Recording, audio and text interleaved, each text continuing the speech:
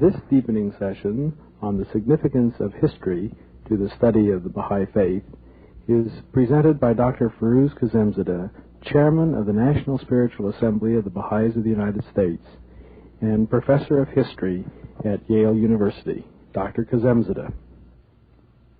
Tonight I would like to talk to you about the significance of history. Many people have a real dislike for the study of history, perhaps because of the way that history was taught them in school. Frequently, in school, history is taught as nothing more than names and dates. And people who are exposed early in life to this kind of history tend to dislike it forever after. Then there are those who do not believe that history has any relevance today. They would say, well, why should I bother to learn about Napoleon or Peter the Great? What do I care about Julius Caesar? Indeed, some people even don't want to know about the most recent history. Some of them don't want even to know about the Second World War. Perhaps the most succinct statement of a negative attitude toward history was pronounced by Henry Ford, who is reported to have said that history is bunk. And yet, history is one of the basic elements of the intellectual and the spiritual life of mankind. Indeed, history pervades our entire existence. All we have to do is walk up and down the streets of our cities, and everywhere we will see evidences of history. There are statues and monuments to famous men of the past. There are architectural styles that we cannot miss. There are memorial buildings. But even beyond, even in our own homes, there are evidences of history. For instance, our family picture albums are an evidence of history. These are historical documents, in fact. The keeping of old letters, the keeping of souvenirs, again, is engaging in history. Not to speak of books, which, the moment that they are written, become part of our historical record. History can also be termed the collective memory of mankind.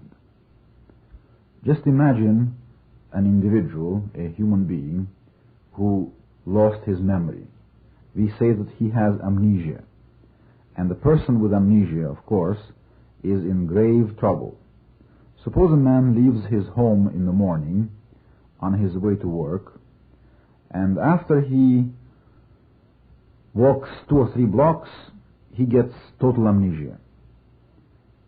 Obviously, he will not reach his place of work.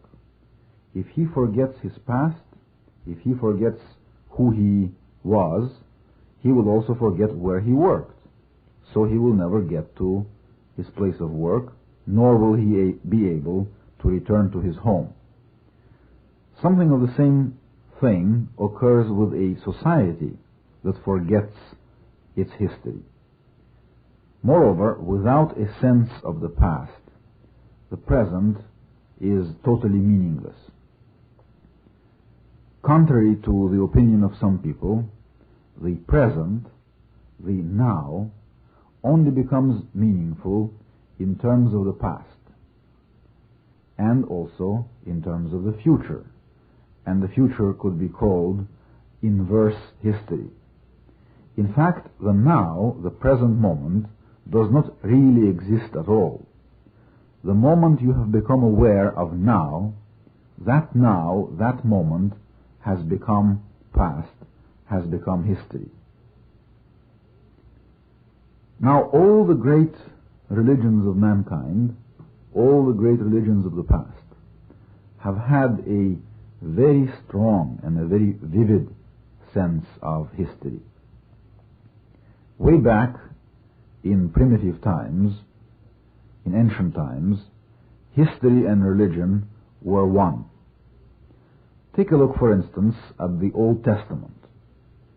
Now, in the Old Testament, there is an indiscriminate mixing of history, poetry, and divine commandments. It's very difficult to say where history ends and the law begins. But it would not be an exaggeration to say that most of the Old Testament is history. In fact, the Genesis begins with the story of creation, and that is a kind of universal history, not just the history of mankind, but the history of heaven and earth, the history of the universe as such. And then, of course, with Adam, human history begins, and God himself, as you can clearly see, participates continuously in this history of mankind. So one can say that before history, there really is nothing. Before history, there is no humanity, and the people that is not aware of its history is not fully human. As far as I know, there is no society, nor ever was a society on the face of the earth, that did not have a concern, a very deep concern, for its past. Now, to the Jews, all history was sacred, because Jehovah, because God himself, acted in history, because the will of God was historically revealed. God was the author of history, and God was a constant participant in history. Again, look at the Old Testament.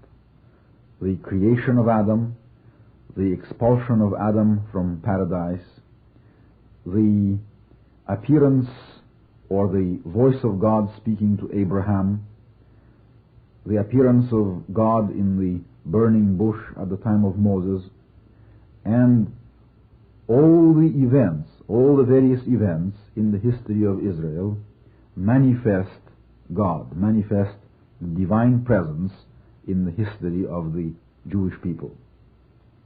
Therefore, the relationship of man and God, the covenant between man and God, could only be understood in a proper historical context.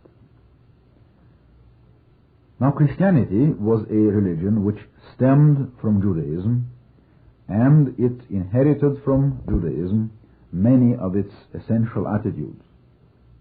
Christianity again shared with Judaism this feeling for the importance, for the paramount importance of history. Indeed, if Jesus was the Messiah promised to the chosen people, his claim, that is, the claim of Jesus to the Messiahship, had to be validated by the past. The promise was a part of history. The life of Jesus also was a part of history. The life of Jesus was extremely important to the Christians. As important, or even perhaps more important, than his teachings. The Christians felt that Jesus was manifesting the qualities of God, and sometimes later they even confused him with God. But still, because the life of Jesus was so important, because the person of Jesus was so important to the Christians, that life had to be remembered, recorded, and transmitted. And so the Christians very early began to write their own history. Again, the 4 canonical Gospels are essentially history. There is more history there than there is reporting of the teachings of Christ. Like the Jews, Christians believed that the story of man, that is to say, human history, had begun with Adam and would result in the kingdom of God on earth. You see here once again, just as in the case of Judaism, that God was manifesting himself in history.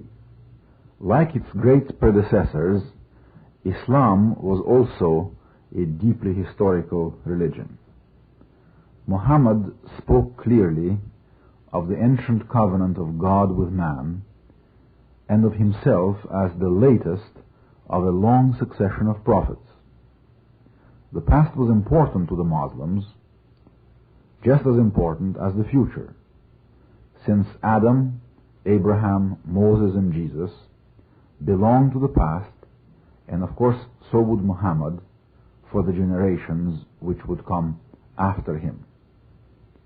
After Muhammad's death, stories of his life and his sayings were compiled and transmitted as traditions from generation to generation, and these also carried a great weight because the life of the Prophet and his actions were considered to be a guide which would help the Muslims to achieve a better, more just, and more holy life.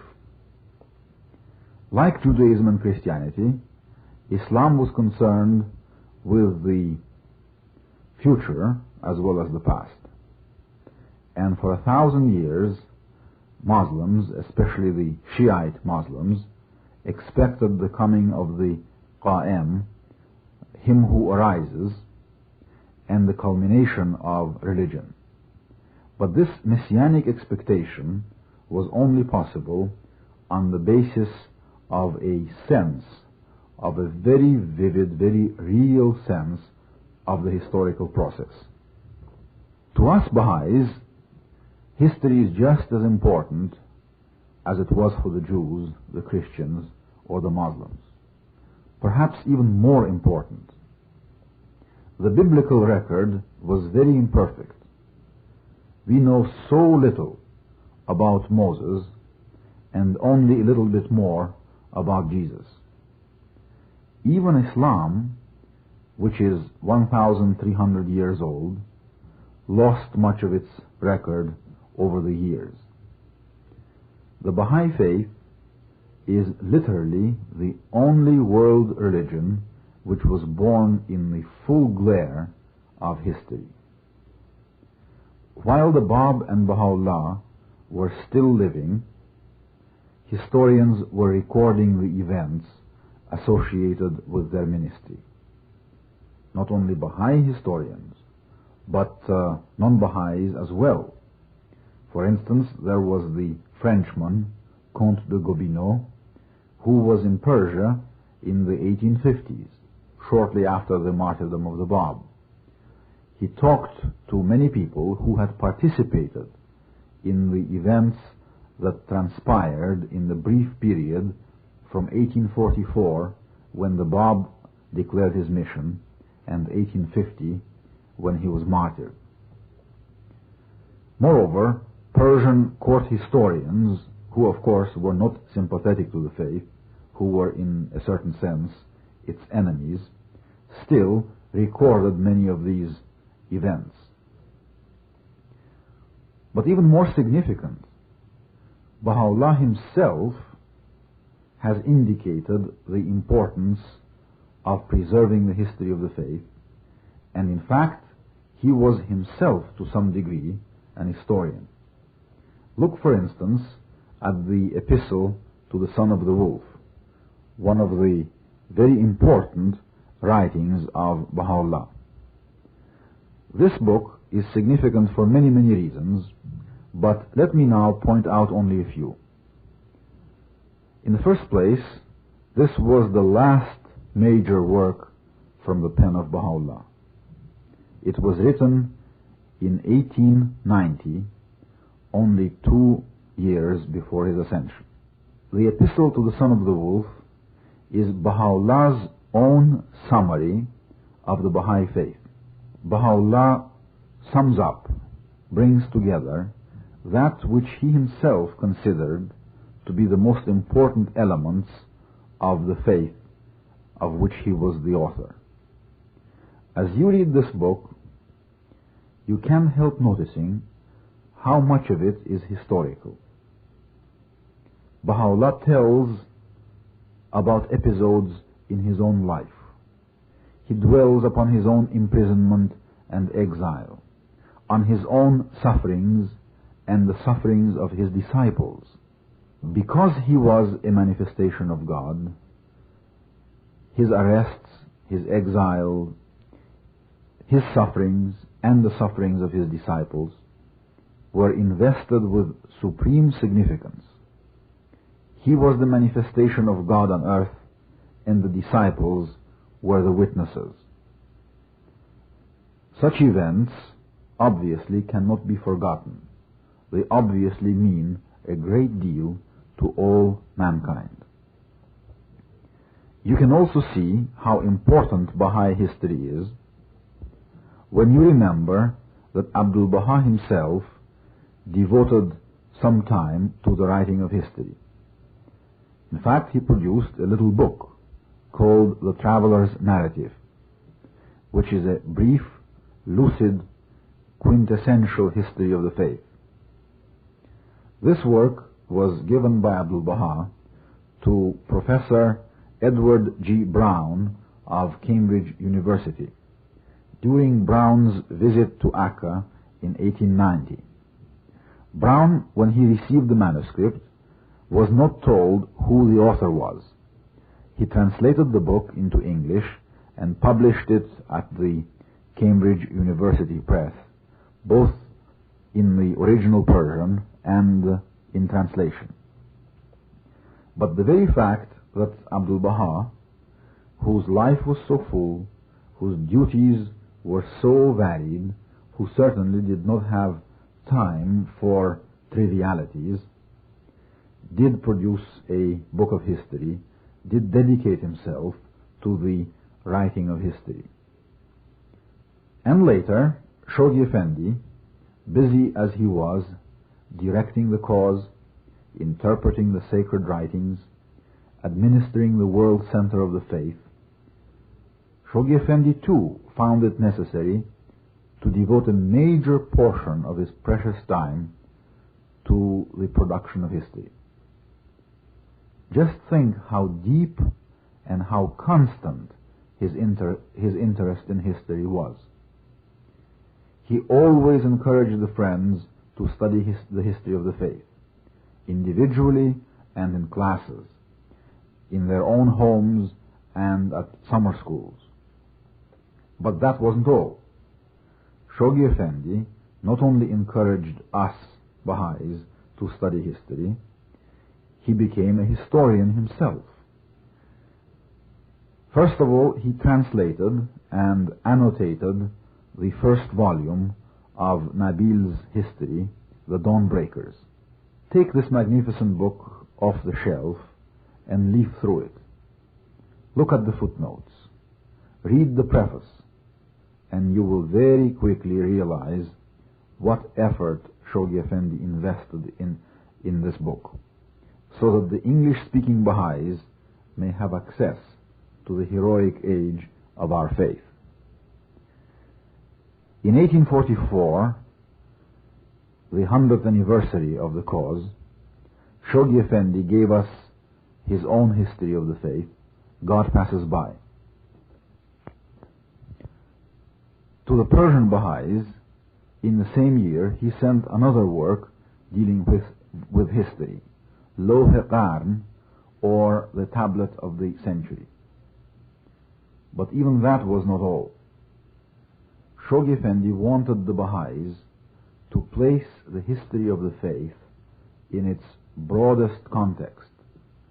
We must know not only what happened within the Baha'i community, we also must know what happened to the world as a result of the appearance of the new manifestation. We must know how mankind at large and the leaders of mankind interacted with the manifestation and with the community which followed him. This was precisely the task that Shoghi Effendi performed in another remarkable book the promised day is come. In this book, you will find an analysis of the past, an interpretation of the writings, and a vision of the future. Indeed, the promised days come demonstrates that past, present, and future are inseparable, and that they must be viewed together if we are to understand ourselves and our place in the universe. Let us think a little bit further about the importance of Baha'i history. Undoubtedly, the first and the foremost thing about Baha'i history is that history includes the record of the life and times of the manifestation himself. Now, with a philosopher, with an artist, with a musician, with a novelist, it is possible to separate the product from the producer. It is possible to separate Michelangelo from the ceiling of the Sistine Chapel. It is possible to separate Tolstoy from War and Peace. It is possible, indeed, it is extremely easy to separate Beethoven from his symphonies. But it is impossible to separate the manifestation of God from his teachings. It is impossible to separate the person of Jesus from his teachings, because the person itself was part of the religion of God. And the same, of course, is true of Moses, whose leadership and the inspiration which he provided were just as important to the Jews as the commandments that he brought. And the same was true of Zoroaster, the same was true of Buddha, who by their example did just as much for their people as they did by their teachings. Second, the history of the faith is a record of man's response to the manifestation. We are very much concerned with man's response to the manifestation because this is the point at which we as individuals come in. We must know about the faith and the devotion of the believers, of the disciples who followed the Bab and Baha'u'llah. We must know about the sacrifices that these early Baha'is so willingly made for the cause.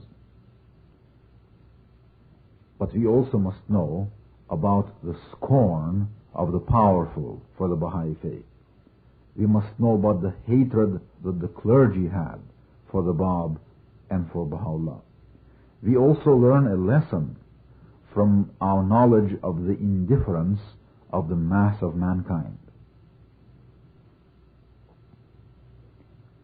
It was during the first century, the heroic century of the Baha'i faith, that the first Baha'i lives were shaped. The first effects of this new faith of God, the first effects that the manifestation had, it had on the people of that very first century. And it was our first century that produced the greatest number of saints and heroes. Again, we simply must know their lives, we must be familiar with their stories, because each one of these lives and each one of the stories contains elements that can inspire us, that can lead and guide us. Take, for instance, our heroes. Take Mullah Hussein Boshru'i, the Babul Bab, the gate of the gate, the first to believe in the Bab. Now, what could be more inspiring than the story of Mullah Hussein Boshru'i, the story of his search for the Bab and of how he finally found the Bab in Shiraz and then was immediately sent by the Bab on another mission of search, the mission which took him to Tehran and finally to the presence of Baha'u'llah. Or the story of Tahireh, Qurratul Ain, the Bahá'í or the Babi poetess who had played such an important role in teaching the faith, promulgating and spreading the faith, and became the greatest woman heroine of this dispensation. Or take someone like Quddus, who was still a teenager when he met the Bab and became his disciple, and who behaved with such great heroism, selflessness, and devotion. Or Hujjat of Zanjan, the great divine, who not only became a disciple of the Bab himself, but led perhaps a quarter of the population of his town into the Babi faith, and then became the rallying point, the center for the Babi movement in northern Persia. Or think of the martyrs of Tehran, or think of the king of the martyrs and the beloved of the martyrs in Isfahan, about their bravery, about the purity of their motives. Or think of Sayyid Ashraf and his mother. Think of Badi, the young boy who sacrificed his life in order to deliver a message of Baha'u'llah to the Shah. Each one of these individuals manifested certain qualities that are precious to us. Each one of these men or women manifested a devotion and a dedication which explains, actually, the success of the progress of the faith. Without these men, without their sacrifices, without the blood of the martyrs, the faith would not have spread to all the corners of the earth. Today, when many of our problems are similar, when we still carry on the spreading of the faith, we can derive a great deal of inspiration, important lessons indeed, from this glorious past. At the end of the heroic age of the Baha'i faith stands the majestic, the beautiful figure of Abdul Baha, the center of the covenant, the perfect exemplar of Baha'u'llah's teachings.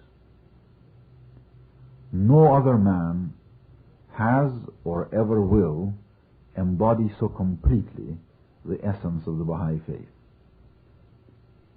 Knowledge of his life is indispensable for the development of proper Baha'i attitudes and the building of truly Baha'i character. One of the best rules of Baha'i behavior is this: when in doubt, imagine what Abdul Baha would have done and do the same thing. But how are we to imagine what Abdul Baha would have done if we do not know Abdul Baha?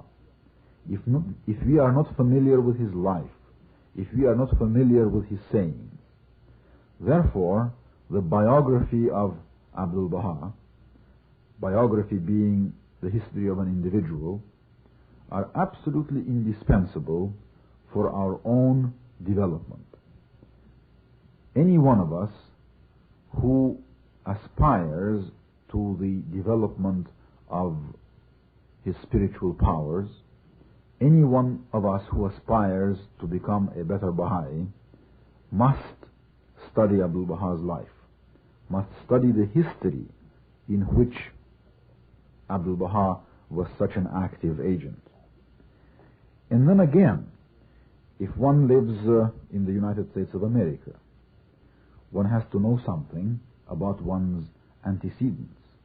And it was Abdul Baha himself who played a major part in bringing the faith to the United States. And then after the passing of Abdul Baha, there comes a new period, another period.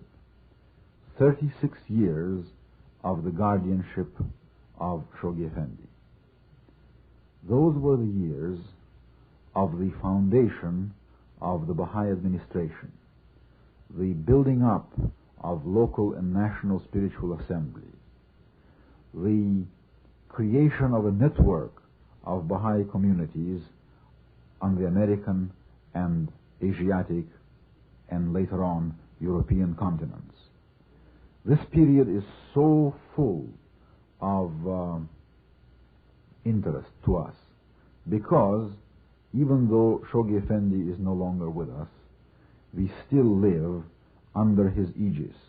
We still are working out the same problems.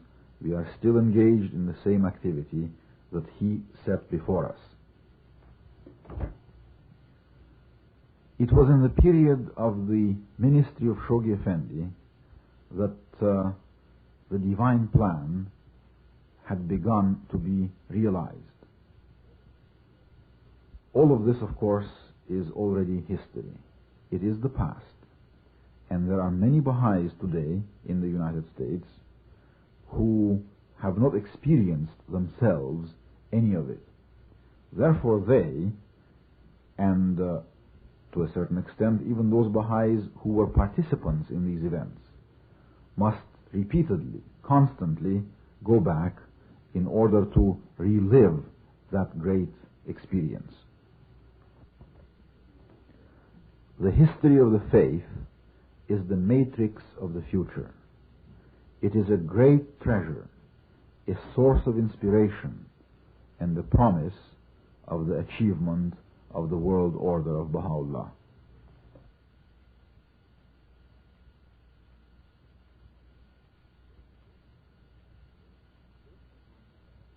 This deepening session on how to study the history of the Baha'i Faith is presented by Dr. Firuz Kazemzadeh, Chairman of the National Spiritual Assembly of the Baha'is of the United States and Professor of History at Yale University.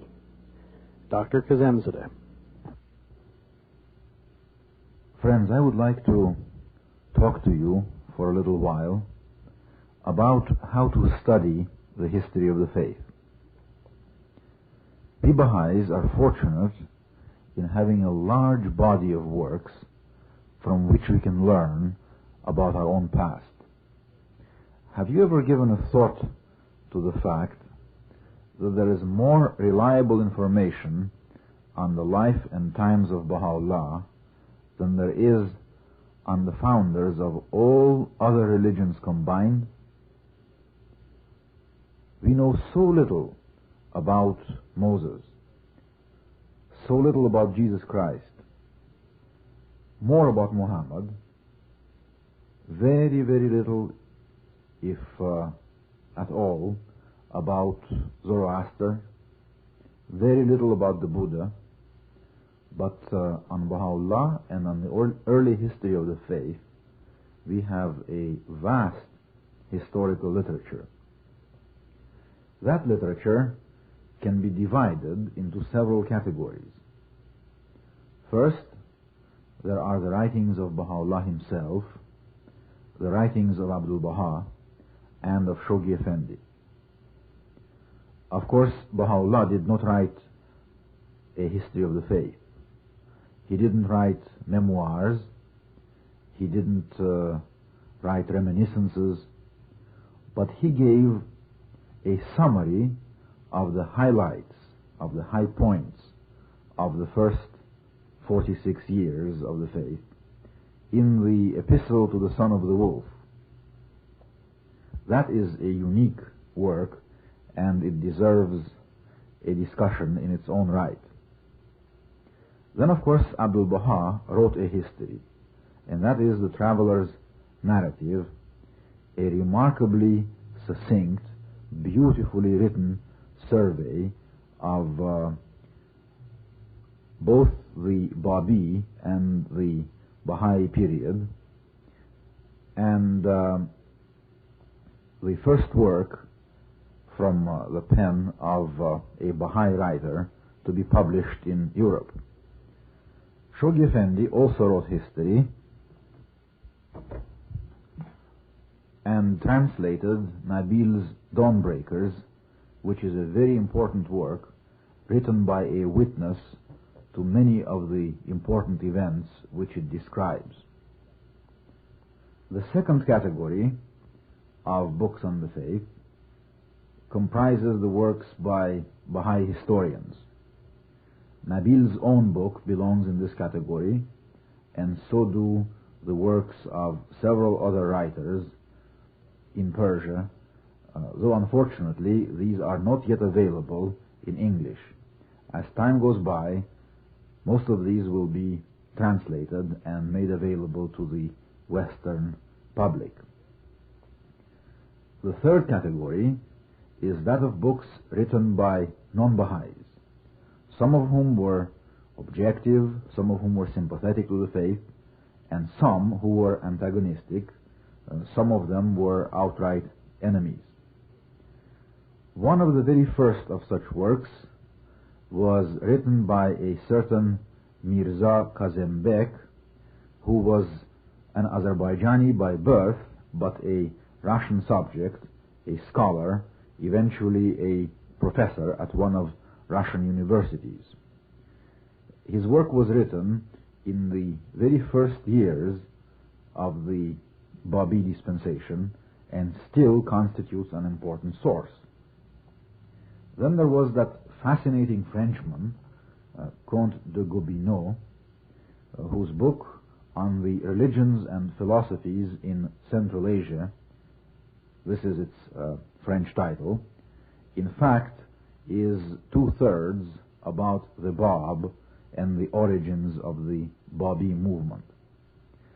Then, of course, there are the various works of Edward Granville Brown, the English scholar who did so much to collect, publish, and translate various Baha'i materials, including the Traveler's Narrative written by Abdul Baha. Also, Baron Rosen, another Russian scholar, the Frenchman Nicolas, and many, many others. The best book with which to start studying the history of the faith is undoubtedly Shoghi Effendi's God Passes By. This book was written for the 100th anniversary of the declaration of the Bab. Let us now take a look at this remarkable work. In the foreword, Shoghi Effendi divides the first Baha'i century into 4 distinct periods. Look at page 14 of the foreword. Start with the second paragraph and read to the end of that paragraph, way down on page 15. As you see, Shoghi Effendi divided the first Baha'i century into 4 periods. Each of the first 3 periods is associated with one of the principal figures of the faith. The first is the period of the ministry of the Bab, the second of Baha'u'llah, the third of Abdul Baha, and the fourth can be called the period of the ministry of Shoghi Effendi. But of course, Shoghi Effendi did not call it that. Rather, he called it the period of the inception of the formative age of the Baha'i faith. This last period, the fourth one, saw the founding of the administrative order, which Shoghi Effendi calls a system which is at once the harbinger, the nucleus, and the pattern of his, that is Baha'u'llah's, world order. If you now turn to the table of contents, you will see that the book is divided into 4 sections corresponding to the 4 periods of the first century of the faith. This gives the book its structure. Now take another look at the table of contents and read the subtitles for the first 2 or 3 chapters. Here you have history in outline. the most significant events have been clearly identified. Thus, for instance, in Chapter 1, the birth of the Babi revelation, and the subtitles, declaration of the Bab's mission, enrollment of the letters of the living, the Bab's pilgrimage to Mecca, the Bab's arrest and departure for Isfahan, the Bab's sojourn in Isfahan. These are then the most important events covered in the first chapter. The table of contents can be used as a study guide and also as a convenient outline for reviewing what has been read. Let us go over the first chapter. Shoghi Effendi begins his narrative abruptly and dramatically. Those who want to learn the background would have to look for it elsewhere. For instance, in Nabil's Dawnbreakers. The first 2 pages set the stage, telling us what to expect and passing judgment on the people among whom the Bab appeared. Read carefully the passage starting on line 8 of page 4 with the words, "the people among whom he appeared," and ending with the next to the last line on the same page. This then was the setting, and such were the enemies arrayed against the Bab and against his infant cause. By the time we reach the middle of page 5, where the main story begins, dramatic tension has already been built up and established. Shoghi Effendi tells of the hour before sunset on May 22nd, 1844, when Mullah Hussein Boshrui, later known as the Bab-ul-Bab, the Gate of the Gate, became the first recipient of the new divine message. Mullah Hussein himself later gave an account of his experience. Look at the first paragraph on page 6. Read this paragraph. What Mullah Hussein reports here, the assurance, the sudden accretion of power, the courage to face the whole world, these will come to most of them who open themselves to the light of the faith. And even in our own day, 100 years later, it is still possible to experience these same feelings of assurance, of courage, and of power when we, the descendants of the Dawnbreakers, the spiritual descendants of the Dawnbreakers, open ourselves up to the faith. Shoghi Effendi moves rapidly forward. He tells how 17 letters of the living were enlisted under the banner of the faith, and how the Bab sent them out to teach and to propagate the faith. Again we see the immediate relevance of the story to ourselves. As spiritual heirs of the Dawnbreakers, we are entrusted today with the same mission. We are the people who must carry out the mandate first entrusted by the Bab to the letters of the living. The letters of the living dispersed, and the Bab himself went to Mecca, accompanied by Quddus. Upon his return to Persia, in March 1845, the Bab found the country in turmoil. His disciples had fearlessly carried the message to the people, provoking fear and hatred in the clergy. The clergy turned to the government, to the authorities, demanding that this movement be stopped.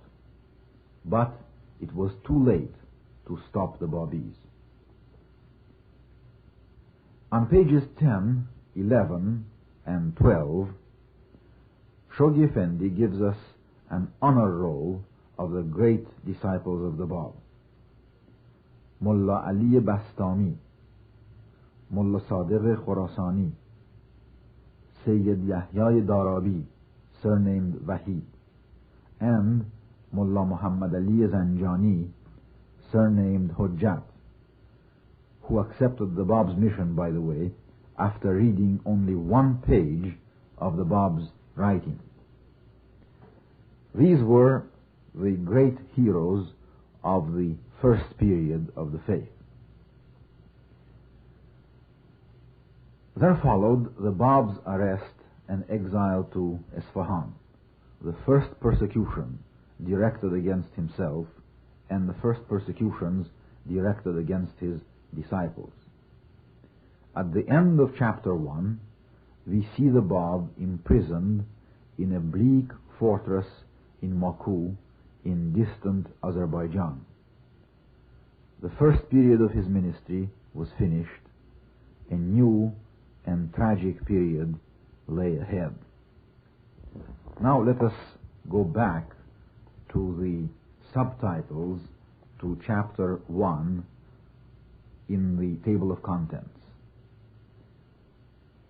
The declaration of Bab's mission, enrollment of the letters of the living, the Bab's pilgrimage to Mecca, the Bab's arrest and departure for Isfahan, the Bab's sojourn in Isfahan. Now, this again helps us to review the chapter that we have just looked over. And as we look back at this first chapter, we easily see its importance. The historian, in this case Shoghi Effendi himself, revived the past. We heard Mullah Hussein tell or give us his own account of the beginning of the new dispensation. We were brought nearer to the Bab and to his heroic disciples, and through this we were given an opportunity vicariously to experience, though of course in a very attenuated form, some of the joy that they experienced in its fullness. If one went on systematically and with full concentration through this entire book, one would find one's understanding of the faith increase enormously. The story of the Bab's martyrdom, the appearance of Baha'u'llah, his exile and incarceration, the martyrdoms, the growth of the Baha'i community, the ministry of Abdul Baha, the establishment of the administrative order. These are the signposts in our history, and they are all set forth before us vividly and clearly in this magnificent book. Once again, let us go back to the table of contents. Chapter 2, the Bab's captivity in Azerbaijan. Shoghi Effendi begins by explaining the significance of the captivity. The transfer of the Bab from Maku to Chehrir, his examination at Tabriz and the indignities that were heaped upon him, his writings, for it was here in Azerbaijan, in the prisons of Maku and Chehrir, that the Bayan, the holy book of the Babi dispensation, was written. His covenant, the conference of Badasht, during which the final separation of the Babi faith from Islam took place. And then in chapter 3, the story of the great upheavals in Mazandaran at the fortress of Sheikh Tabarsi, at Neyriz in southern Persia, the upheaval in Zanjan, and the martyrdoms in Tehran. Then chapter 4, the most dramatic chapter in the history of the faith, the martyrdom of the Bab himself. Shoghi Effendi tells of the events preceding his death, the circumstances attending his martyrdom, tributes paid to his memory, and draws a magnificent parallel between the mission of the Bab and the mission of Jesus Christ, two prophets who were executed by their enemies. Then Shoghi Effendi talks about the significance of the Bab's mission. Then again, in chapter 5, Shoghi Effendi focuses on the followers of the Bab.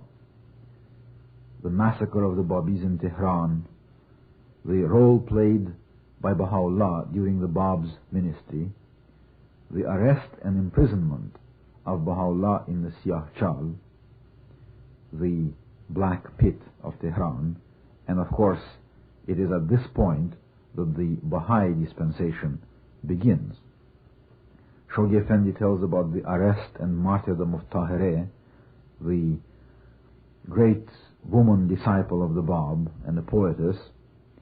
He talks about the execution of the prominent disciples of the Bab, tribute paid to the heroism of the Babis, and also speaks of the fate of the persecutors of the Bab. Interestingly enough, all of them came to a very, very sad end indeed. And this brings us to the second part of the book, the second period, the ministry of Baha'u'llah. Here again, the chapter headings and the subtitles of the chapters tell the whole story. Chapter 6, the birth of the Baha'i revelation. Chapter 7, Baha'u'llah's banishment to Iraq. Chapter 8, the same continued. Chapter 9, the declaration of Baha'u'llah's mission and his journey to Constantinople. Chapter 10, the rebellion of Mirza Yahya and the proclamation of Baha'u'llah's mission in Adrianople. This brings us, of course, to 1867, the anniversary which we celebrated less than 2 years ago. Then Baha'u'llah's incarceration in Accra, its significance. For this, Shoghi Effendi has two chapters, chapter 11 and chapter 12. And finally, chapter 13, the ascension of Baha'u'llah. With this, the third period begins, the period of the ministry of Abdul Baha, stretching from 1892 to 1921. And this section begins with a chapter on the covenant of Baha'u'llah, followed by chapters on the rebellion of Mirza Muhammad Ali, the rise and the establishment of the faith in the West, the renewal of Abdul Baha's incarceration, the entombment of the Bab's remains on Mount Carmel, Abdul Baha's travels in Europe and America, the growth and expansion of the faith in East and West, and the passing of Abdul Baha. This chapter then completes the heroic age, and after that we are in the fourth period, the inception of the formative age of the Baha'i faith. Here the chapter headings are the rise and establishment of the administrative order, attacks on Baha'i institutions, emancipation and recognition of the faith and its institutions, and international expansion of teaching activities. This book, of course, was written in 1943-1944. A great many things have happened since. After all, 25 years in the history of the Baha'i faith is a long, long time. The passing of Shoghi Effendi and the election of the Universal House of Justice are undoubtedly the outstanding events of those 25 years. At this moment, we do not yet have a written history of those days, but of course we have tremendous records. All the correspondence of the local and the national spiritual assemblies, the messages from the hands of the cause and from the Universal House of Justice, reminiscences, memoirs, newspaper and magazine stories. An absolutely incredible amount of primary material from which future Baha'i historians will fashion the chapters that will recount those wonderful events during those wonderful years. God Passes By, then, is a very, very significant book, a book that introduces us to the faith through the eyes and through the medium of the pen of Shoghi Effendi himself. This book should be studied diligently by every Baha'i in order to bring himself closer to the spirit of the faith. Through our knowledge of the events which I have been mentioning, the story of the Bab's martyrdom, the appearance of Baha'u'llah, the ministry of Abdul Baha, these great signposts of our history, through our knowledge of them, we enlarge our spiritual horizons and share in the lives of those who lit the torch and transmitted it to us.